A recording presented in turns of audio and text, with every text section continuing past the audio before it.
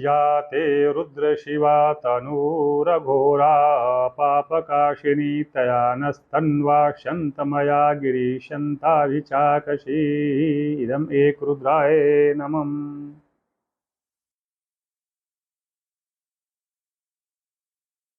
पारद पर मुख्य रूप से जिस प्रसंग पर व्याख्या करना था उन दोनों को मैंने 2 वीडियो में पूरा कर दिया है। अभी आज का विषय है रुद्राक्ष। रुद्राक्ष के बारे में विविध कहावतें चलती हैं, कई कई पुस्तकों में, कई ग्रंथों में और कई जगह पर कई तरह की बातें सुनने को मिलती हैं। बताते हैं लोग कि भगवान रुद्र के, शिव के आँखों से जो आंसू गिरे वो रुद्राक्ष के पेड़ के रूप में परिवर्तित हो गए।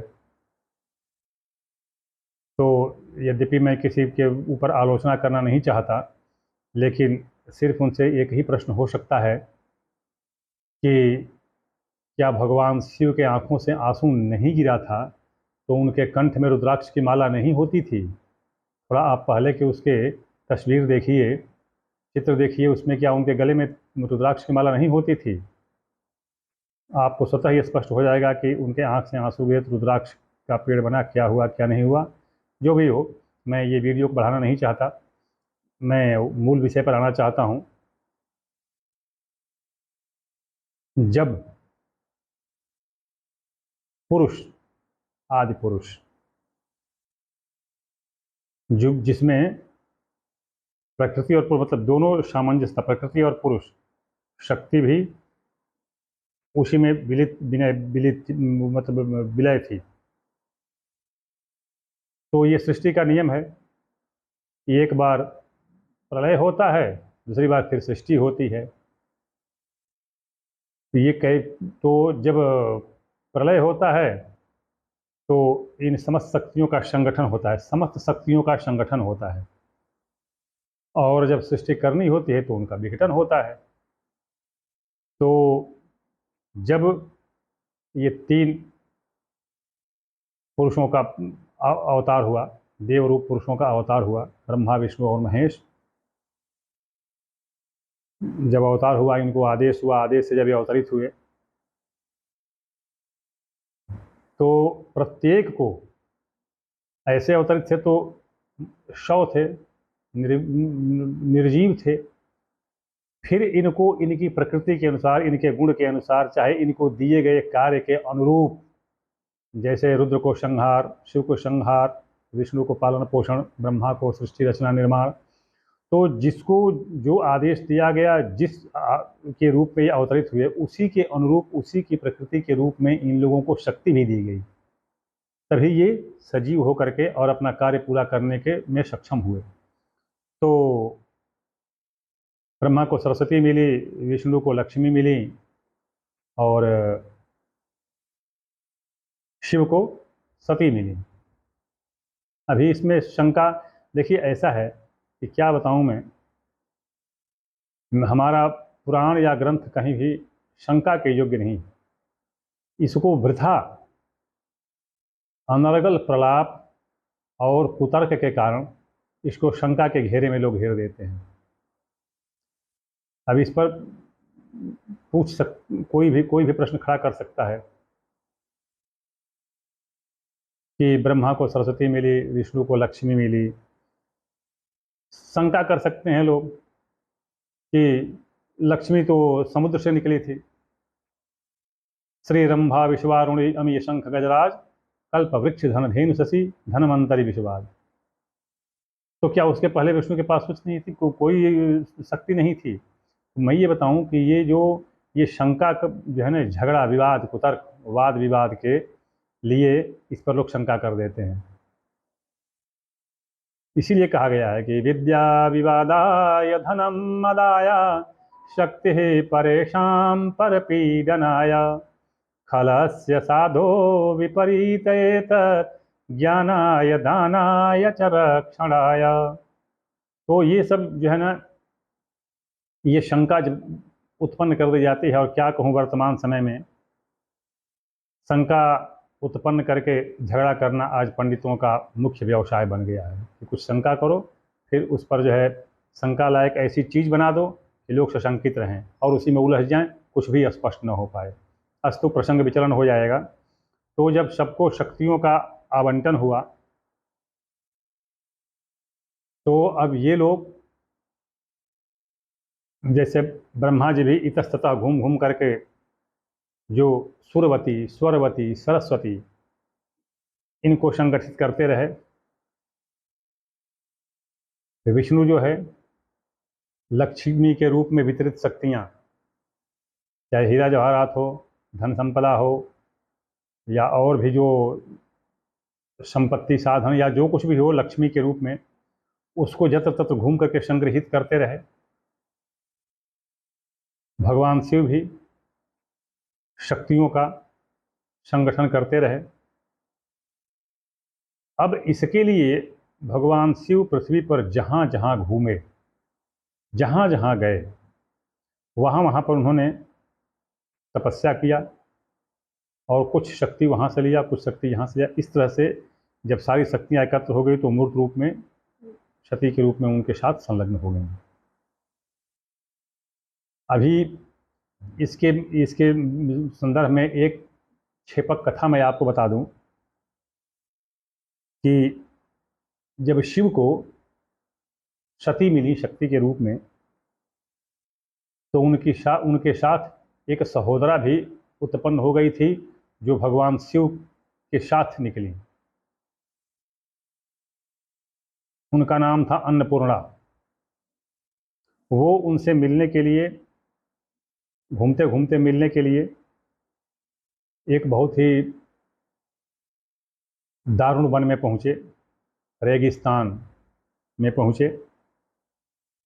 रेगिस्तान में पहुँचे तो वहाँ पर उन्होंने कुछ अपनी बहन को देना चाहा।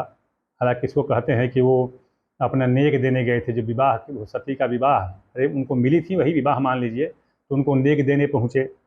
तो नेक में भगवान शिव के पास था ही क्या, मतलब जो सुख संपत्ति जो भौतिक रूप में है, उनके पास भौतिक संपदा कहाँ थी। तो उन्होंने अपना त्रिशूल फेंका और बोला कि, और जहाँ त्रिशूल जा करके गिरा तो उन्होंने बोला कि जाओ बहन, ये पूरी ज़मीन, पूरी भूमि तुम्हारी है। तो अन्नपूर्णा बोले कि अरे भाई, कि भूमि लेके अब रखवाली करती रहूँगी, इसको कौन रखवाली करेगा, लेकिन तुमने तो भैया ऐसा कर दिया कि अब ये दे दिया ज़मीन, तो इसको वापस भी नहीं लोगे, तो इसकी रखवाली कौन करेगा। बस भगवान शिव वहीं पर स्थिर हो गए, वहीं पर स्थिर हो गए और वहाँ पर एक उनका ज्योतिर्लिंग बन गया। ये कथा विचलित हो जाएगी कि ज्योतिर्लिंग अब कहाँ कहाँ है, तो ये कथा फिर मैं कभी कहूँगा। अभी यहाँ पर हम मुख्य विषय पर आते हैं। तो क्या हुआ कि अब वहाँ पर वो भगवान शिव स्थिर हो गए, इसीलिए उस भूमि का नाम पड़ा शिवदान। शिव जी ने जो दान दिया था, बाद में उसका नाम रूपांतरित हो गया, परिवर्तित हो गया। कैसे? जैसे लखनऊ का नाम पहले लक्ष्मणपुर था, तो लक्ष्मणपुर से लाखनपुर, लाखनपुर से लखनऊती, लखनऊती से लखनऊ। जैसे लाहौर का पहला नाम था लवपुर, भगवान राम के पुत्र लव ने बसाया था। लवपुर, लवपुर से लौहपुर, लौहपुर से लौहर, लौहर से लाहौर। तो इस तरह से ये नाम जो है ये बदलते चले गए। तो अभी देखिए उसका नाम पड़ा शिवदान। शिवदान से कालांतर में जब अंग्रेजी में आया तो उसको अंग्रेजी में क्या लिखते हैं, शिवडान। शिवडान अंग्रेजी में लिखेंगे तो शिवडान पढ़ा जाएगा। फिर शिवडान से श्योडान, श्योडान से सूडान हो गया, आज वो सूडान होकर के पड़ा है। तो सूडान में एक उनका ज्योतिर्लिंग भगवान शिव का है। अस्तु, फिर मैं अपनी मूल प्रसंग पर आता हूँ कि अब इस तरह से वो जहाँ जहाँ पर वो तपस्या करने गए, भगवान शिव जहाँ जहाँ पर तपस्या कर घूमते गए, संगठित करने के लिए, एकत्रित करने के लिए शक्ति को, तपस्या करते थे।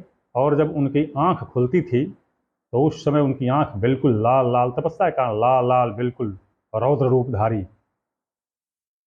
प्रथम नेत्र खोलने के प्रथम वक्त जो भी सम्मुख वृक्ष उनके आता था, जंगल में ही करते थे, बाकी आएगा क्या, तो वह जो है उसका फल अब उनके तेज के जलने के कारण या कुछ और भी प्रकृति के परिवर्तन के कारण वो फल एक विचित्र तरह का हो जाता था, जिसको रुद्राक्ष कहा जाता है, जिसको रुद्राक्ष कहा जाता है। मैं जानता हूँ कि इस पर विभिन्न पंडितों की बहुत बड़ी बड़ी टिप्पणियाँ आएगी, पुराण का हवाला दिया जाएगा कुछ और चीज़ का, तो मुझे उससे कोई अंतर नहीं पड़ने वाला।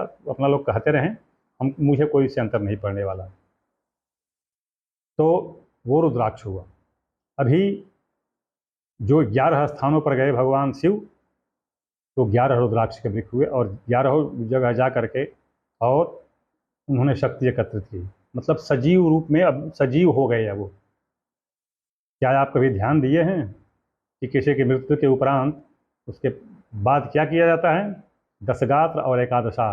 दशगात्र में 10 इंद्रियां, 5 कर्मेंद्रिय और 5 ज्ञानेंद्रिय बन जाती हैं, मतलब पुनर्जन्म के लिए, लेकिन निर्जीव प्राण रहता है। एकादशा 11वें दिन उसमें प्राण पड़ जाता है, एकादशा होता है। तो यही एकादश का आप देख लीजिए, गणना और आपस में समन्वय जो भी हो। तो ये वहाँ तो ये 11 ही वृक्ष मूल रूप में पृथ्वी पर 11 ही वृक्ष हुए। भगवान शिव के नेत्र के प्रकोप से इन वृक्षों में बीज नहीं होता, मतलब इनका फिर एक दोबारा इनका दूसरा कोई वृक्ष नहीं होगा रुद्राक्ष का। 11 ही पेड़ हुए। कलिकाल के कारण या समय के कारण बहुत सारे पेड़ नष्ट भी हो गए हैं। अभी पृथ्वी पर कितने पेड़ हैं, कितने शेष बचे हैं, मैं औरों की बात नहीं कहता।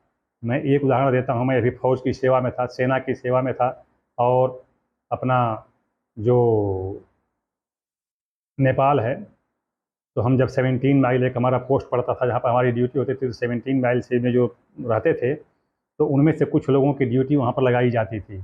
तो दिन में रहते थे नेपाल के, और भूटान के, मतलब वो भूटिया बटालियन रहती थी, और रात में भारत की। तो हम लोग जाते थे, तो वो रुद्राक्ष के पेड़ के पास गार्ड लगते थे, गार्ड रक्षक लगते थे, 15 एक की 15 जवान और 1 जीसू की ड्यूटी लगती थी।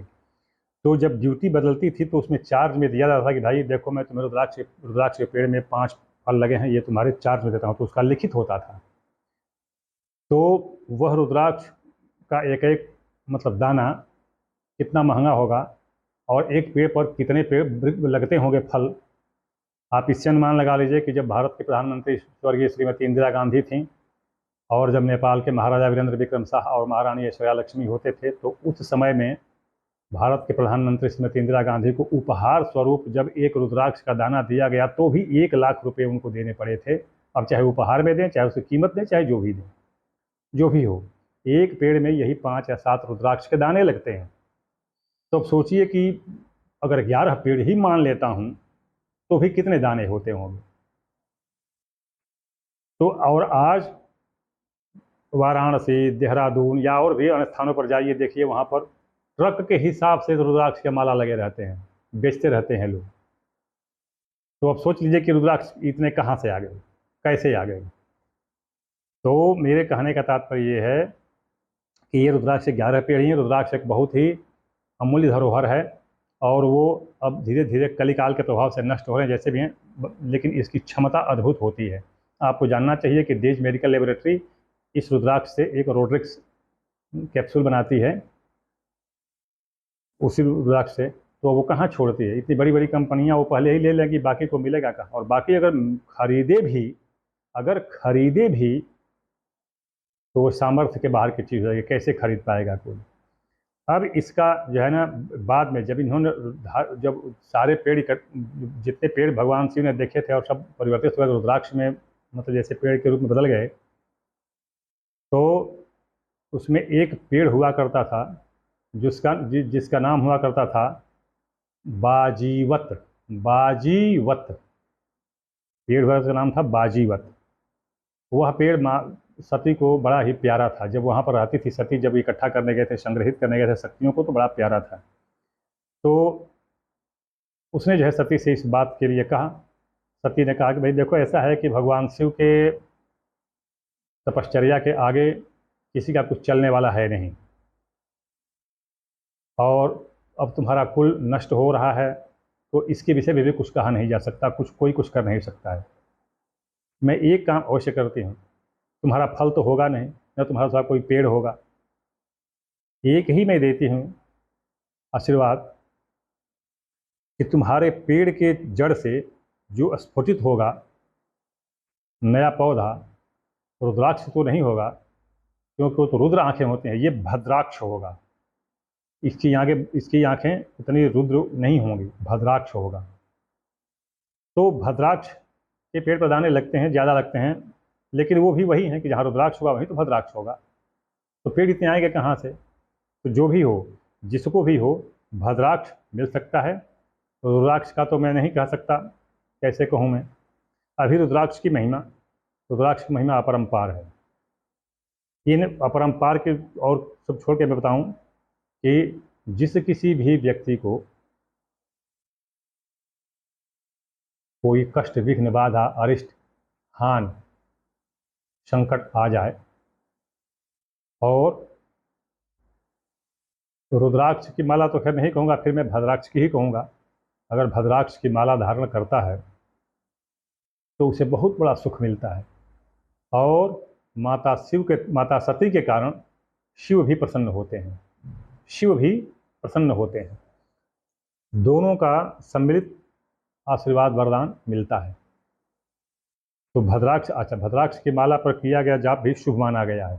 इसकी भी कथा है, अगर मौका मैं बताऊंगा कि शुभ माना गया है कि कैसे एक ऋषि को रुद्राक्ष को नहीं मिल पाया, तो उन्होंने भद्राक्ष की माला पर करके और अपने पूरे जो संतति पीछे छूटी हुई थी, उनके कुल परिवार के लोग, उनका उन्होंने उद्धार किया। तो ये भद्राक्ष की माला अवश्य लीजिए आप, संभव हो तो। जिसको भी कष्ट हो, नहीं कष्ट हो तो भी लीजिए। शिव सायुज्य प्राप्त करने का एक बहुत बड़ा तरीका है, बहुत बड़ा प्रकार है। इसको कड़े में धारण कीजिए, इस पर जाप कीजिए, इसकी पूजा कीजिए, धूप अगरबत्ती कीजिए, हर तरह से ये लाभ देता है। तो मैं ये कहना चाहूँगा कि रुद्राक्ष के चक्कर में तो न पड़ें। हाँ, भद्राक्ष को भी यत्नपूर्वक संभाल करके, यत्नपूर्वक भद्राक्ष को धारण करें, बहुत ही अच्छा परिणाम मिलेगा और भगवान शिव का सायुज्य मिलेगा। ओम नमः शिवाय।